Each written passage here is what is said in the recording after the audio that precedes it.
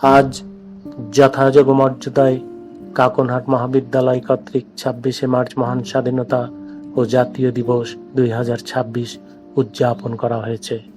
এতে কলেজের শিক্ষার্থী সহ শিক্ষক ও কর্মচারী বৃন্দ উপস্থিত ছিলেন। দিনের শুরুতেই সূর্যোদয়ের সাথে সাথে কলেজ প্রাঙ্গণে জাতীয় পতাকা উত্তোলনের মাধ্যমে দিবসের কর্মসূচির সূচনা করা হয়। সকাল 10টায় শিক্ষক মিলনায়তনে আরবি বিষয়ের সহকারী অধ্যাপক জনাব মোহাম্মদ আলাউদ্দিনের প্রাণবন্ত উপস্থাপনায় এক আলোচনা সভার আয়োজন করা হয়। সভার শুরুতেই মহান মুক্তিযুদ্ধে আত্মবলিদানকারী সকল শহীদদের স্মরণে দাঁড়িয়ে 1 মিনিট নীরবতা পালন করা হয়। পরে শিক্ষক মিলনায়তনে আলোচনা পর্বের শুরুতেই কলেজের রাষ্ট্রবিজ্ঞান বিষয়ের প্রভাষক মোহাম্মদ মেহেদী হাসান বাংলাদেশের স্বাধীনতা অর্জনের ঐতিহাসিক পটভূমি তুলে ধরেন। তিনি বলেন, বাংলাদেশ হঠাৎ করেই স্বাধীন হয়নি, এর পিছনে রয়েছে দীর্ঘ শোষণ ও বঞ্চনার ইতিহাস। ইংরেজ শাসন পরবর্তী দেশ বিভাগ, তারপর পূর্ব পাকিস্তান নামক এই ভূখণ্ডের জনগণের বঞ্চনা ও নিপীড়ন।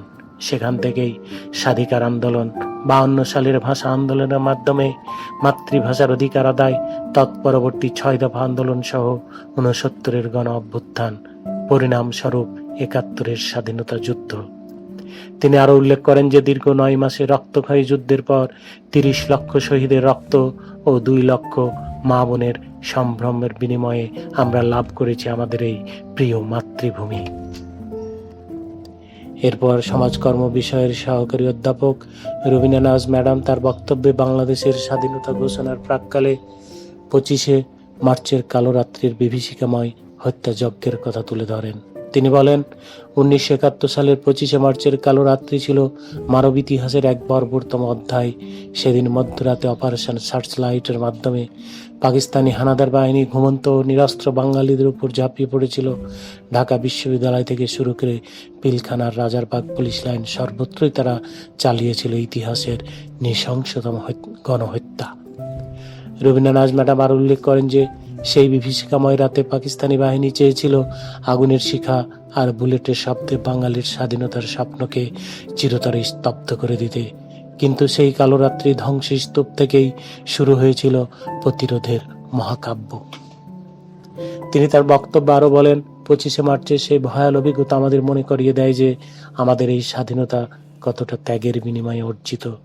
সেই ত্যাগের যে রক্ত, সেই রক্তের ঋণ শোধ করার একমাত্র উপায় হলো একটি উন্নত ও বৈষম্যহীন বাংলাদেশ গড়ে তোলা। বিশেষ করে আজকের তরুণ প্রজন্মের কাছে আমার আহ্বান, তোমরা সেই ইতিহাসের প্রকৃত রূপ জেনে দেশপ্রেমের চেতনায় নিজেদের গড়ে তোলো, যেন আর কখনোই কোনো অপশক্তি আমাদের এই লাল সবুজের পতাকাকে অবমাননা করতে না পারে। এরপর পদার্থ বিষয়ের সহকারী অধ্যাপক জনাব SM ওয়াহিদুজ্জামান তোতা স্যার বলেন, স্বাধীনতা যুদ্ধ ছিল আমাদের গর্বের ও অহংকারের। এই গর্ব ও অহংকারকে উচ্চে তুলে ধরার জন্য এবং যুদ্ধের বীর শহীদদের প্রতি সম্মান প্রদর্শনের জন্য আমাদের এই দেশকে যথার্থভাবে গড়ে তুলতে হবে। আর এই দেশকে গড়ে তুলতে আমাদের যার যার অবস্থান অনুযায়ী দায়িত্ব সম্পর্কে সচেতন থেকে যথাযথভাবে দায়িত্ব পালন করতে হবে। সবাই ঠিক মতো নিজেদের দায়িত্ব পালন করলেই আমরা সত্যিকারের সোনার বাংলাদেশ গড়ে তুলতে পারবো। তোতা স্যার তার বক্তব্যে আরো যোগ করে বলেন, বিজ্ঞান ও প্রযুক্তির এই যুগে দক্ষ জনশক্তি ছাড়া সোনার বাংলা গড়া সম্ভব নয়। আমাদের মনে রাখতে হবে, শহীদরা আমাদের একটি মানচিত্র দিয়েছেন, আর সেই মানচিত্রকে সমৃদ্ধ করার দায়িত্ব এখন আমাদের।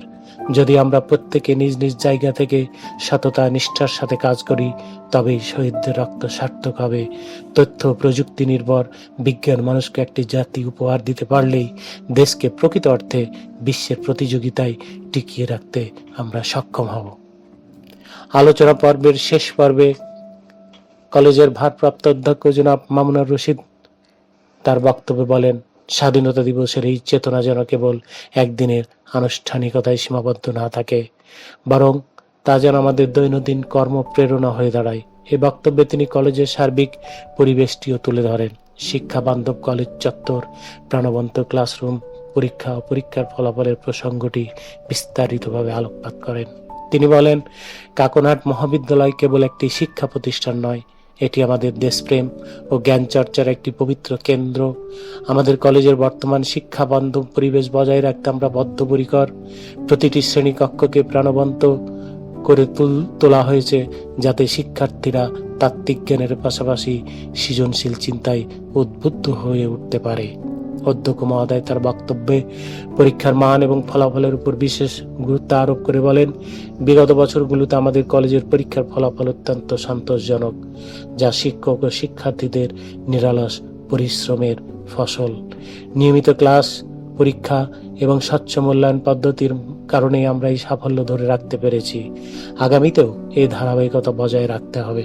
তিনি শিক্ষার্থীদের উদ্দেশ্যে বলেন, শিক্ষার্থীদের ক্লাসমুখী হতে হবে। ক্লাসরুম ছাড়া পূর্ণাঙ্গ শিক্ষা বা জ্ঞান অর্জন সম্ভব নয়। স্বাধীনতার সঠিক মর্যাদা তখনই রক্ষা হবে যখন তারা সুশিক্ষিত হয়ে দেশের সম্পদে পরিণত হবে। পরিশেষে তিনি 24শে জুলাই অভ্যুত্থানে শহীদ সকলের প্রতি তার বিনম্র শ্রদ্ধা জ্ঞাপন করেন। অধ্যক্ষ জনাব মামুনুর রশিদ তার বক্তব্যের সমাপ্তিতে এক আবেগঘন পরিবেশে 2024 সালে জুলাই অভ্যুত্থানে আত্মবলিদানকারী সকল শহীদদের প্রতি গভীর শ্রদ্ধা নিবেদন করেন। তিনি বলেন, আমাদের স্বাধীনতার ইতিহাস যেমন ত্যাগের, তেমনি বর্তমানের অধিকার আদায়ের সংগ্রামও আমাদের তরুণ প্রজন্মের বীরত্বের সাক্ষী দেয়। 2024 সালে জুলাই অভ্যুত্থানে যারা নিজেদের জীবন উৎসর্গ করে এক নতুন বাংলাদেশের স্বপ্ন দেখিয়েছেন, তাদের এই মহান আত্মত্যাগ জাতি চিরকাল কৃতজ্ঞ চিত্তে স্মরণ রাখবে। তাদের রক্ত বৃথা যেতে দেওয়া যাবে না, বরং তাদের দেখানো পথেই আমাদের এক বৈষম্যহীন ও ন্যায় বিচার ভিত্তিক সমাজ গড়ে তুলতে হবে। এই বক্তব্যের মাধ্যমে তিনি উপস্থিত শিক্ষক ও শিক্ষার্থীদের মাঝে দেশপ্রেম এবং ন্যায়ের পথে অবিচল থাকার নতুন এক প্রেরণা সঞ্চার করেন। এরপর 1971-এর মহান মুক্তিযুদ্ধ এবং 24-এর ছাত্র জনতার অভ্যুত্থানে সকল শহীদের আত্মার মাগফিরাত ও দেশের সমৃদ্ধি কামনা করে বিশেষ দোয়া ও মোনাজাতের মাধ্যমে অনুষ্ঠানের আনুষ্ঠানিক সমাপ্তি ঘোষণা করা হয়। ধন্যবাদ।